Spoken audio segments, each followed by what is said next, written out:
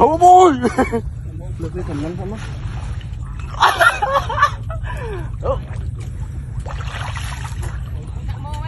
Thế mày.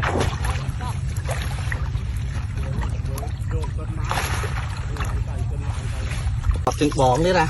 Trời ơi. Khóm ra trong hỏi. À chả sọc. Trời mà bàn chờ sát đây. Bòn thị bằng nha, bằng cắt lên ăn đây dương. Ở đây chút bòn nữa, bòn chộp á, bòn mặt đấy. Đây chưa. Nè thầy ạ. Bàn cà bột. Nó mẹ nó. Phúng.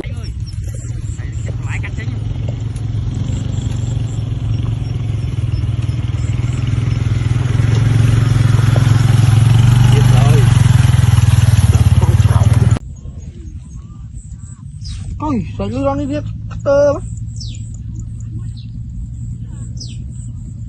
Ô, đi đó, mai thì chạy to bây giờ nó mai chặt miếng lúa thì mà quay ngốp.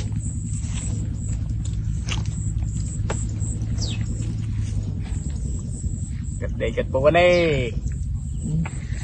Anh này sang đây.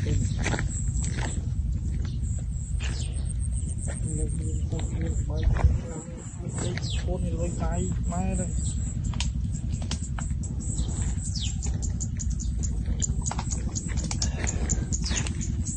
Mình ai với con mình đang cắt lơ.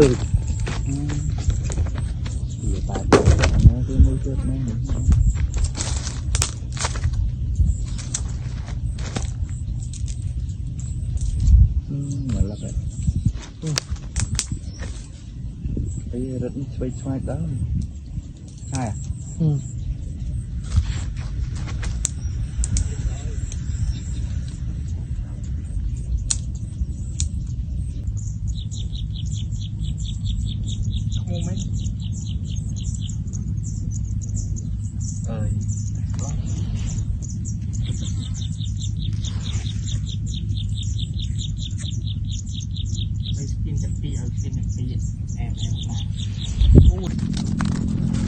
Nước nước này, cho ông đổ sạch phải khoan vào nước cũng ăn được rồi. Nước trăm nó ngoài nước mới rồi.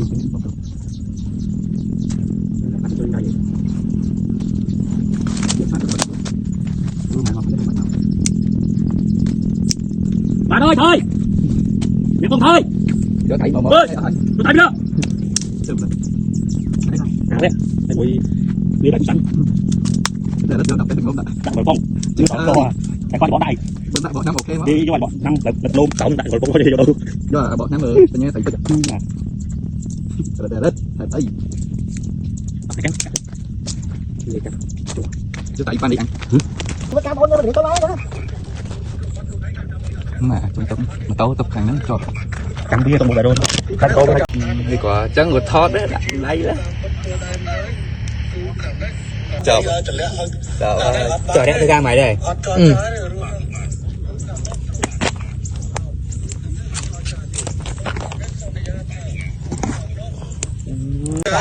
Vậy ơi.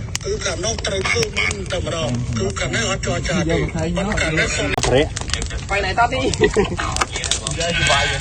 Quay này tao đi.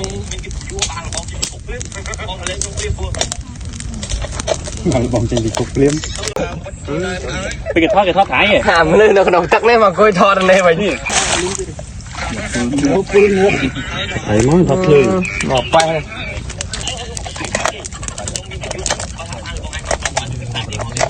Cái này cái bên đây thôi đấy mà còn con ba rồi nè. Này vậy.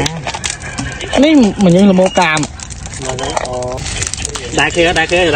Đại khê nhất, mày trai nè. Đại khê hết. Đò cò ơi. Tên đó nè. Ô mà thầm đánh một rồi, sao bây giờ có cái gì? Hụt từ nhà tới lấy trăm. Hụt từ nhà. Bay.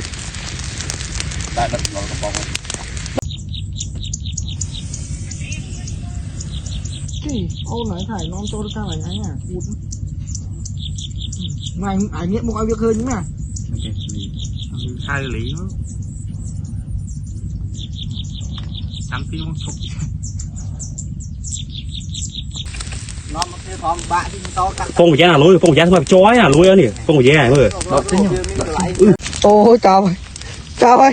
cho bật ơi bờ bật ông bà bắt cả hai ba nó xe đang bong rồi nhảyไปtiếแกเลยจะขนาดนี้แกนี่ đã từng mò tìm mấy cái máy biển ăn với thì mình dương bong to lại tao cho nhập bông mình chả này cái sao tôi cái này sao tốt rồi chơi mà sập bông chả này tôi sai đi mà nữ